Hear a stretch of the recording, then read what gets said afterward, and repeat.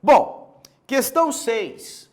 Questão 6, uma bela questão sobre Renatos Cartésios, Então dá uma olhada aí, texto As Meditações, escreve muito bem Descartes.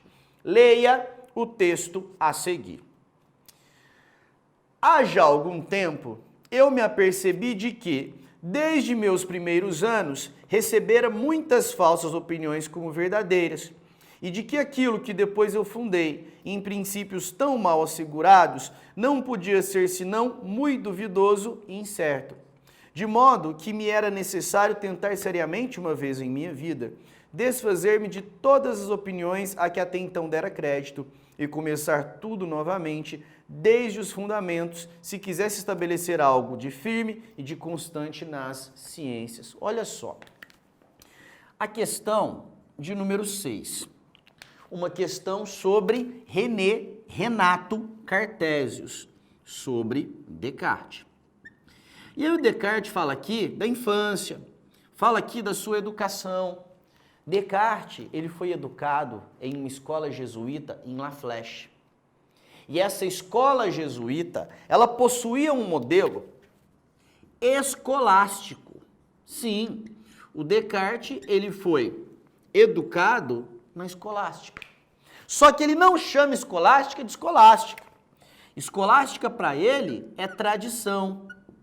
Então, sempre que você tomar contato com tradição no pensamento de Descartes, tradição é o mesmo que escolástica. E sabe o que Descartes faz com a escolástica? Esquece.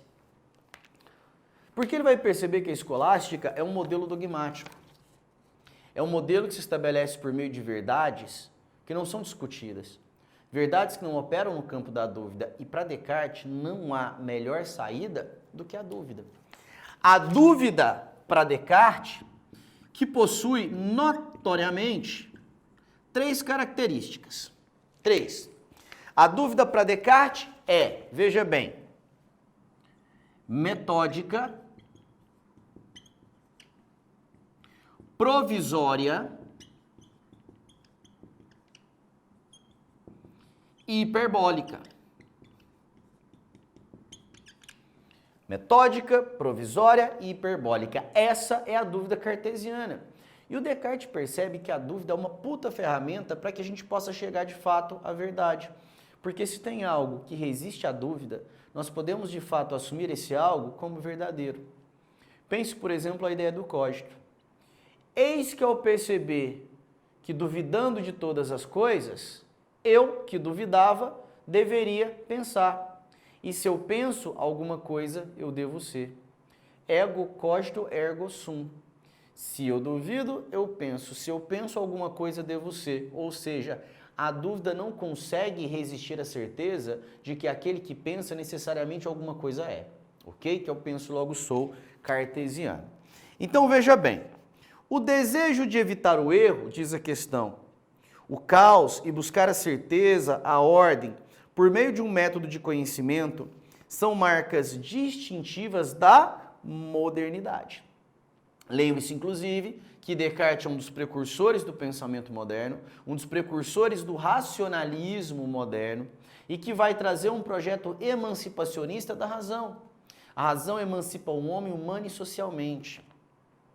A razão é um atributo dividido igualmente entre todos os homens. Tanto que Descartes começa as regras do método exatamente dizendo isso. Não tenho dúvida nenhuma de que aquilo que melhor há de distribuído no mundo é o que nós podemos chamar de razão ou bom senso. Perfeito? Então veja, a respeito do problema do conhecimento e do método em Descartes, assinale a alternativa correta. Só lembrando o seguinte, método em Descartes. Lembra das regras? Quantas elas são? 4. Em uma segunda fase, você pode colocá-las em ordem aleatória? Não. Então, qual é a ordem? Jamais acolher algo que me forneça dúvida, evidência. Analisar cada uma das partes do problema, dividindo-os até a sua menor parte, análise. Resolver o problema do mais simples até o mais complexo, ordenando o meu intelecto, síntese ou ordenação. E depois, desmembrar cada uma das etapas a ponto de fazer uma revisão e ter a certeza de que nada foi omitido.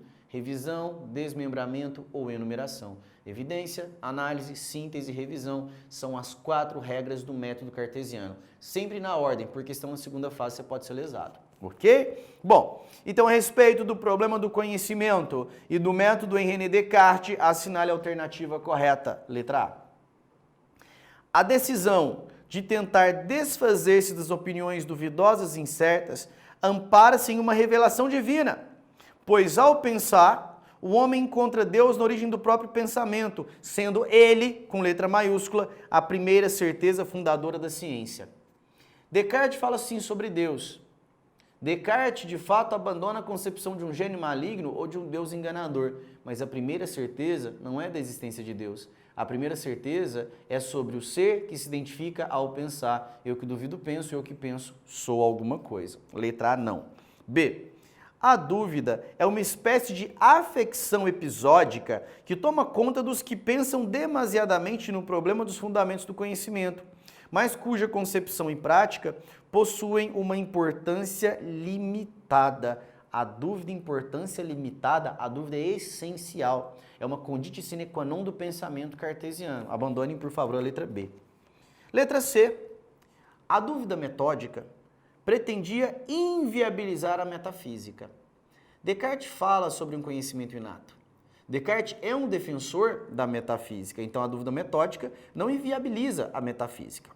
Uma vez que certezas científicas e verdades metafísicas, além de possuírem âmbitos de vigência distintos, também dizem respeito a domínios excludentes do conhecimento. Embora Descartes seja um mecanicista, embora Descartes tenha se inspirado muito e também inspira revoluções científicas, Descartes é sim um metafísico. Ele acredita em uma verdade absoluta que opera no campo do indiscutível porque ela resiste totalmente à dúvida. Então a C abandone. Letra D. A decisão inaugural a ser radicalizada pela dúvida, tornada metódica por meio da qual surgirá certeza, é o ponto de partida da crítica à tradição. Tradição, o que significa para Descartes? Escolástica, mete o pé. Seja na figura dos conhecimentos incertos ou das falsas opiniões. A dúvida é a grande responsável por investigar opiniões, falsos conhecimentos, incertezas e é o ponto de partida para o entendimento do real. Então a letra correta é indiscutivelmente a letra D. Ok?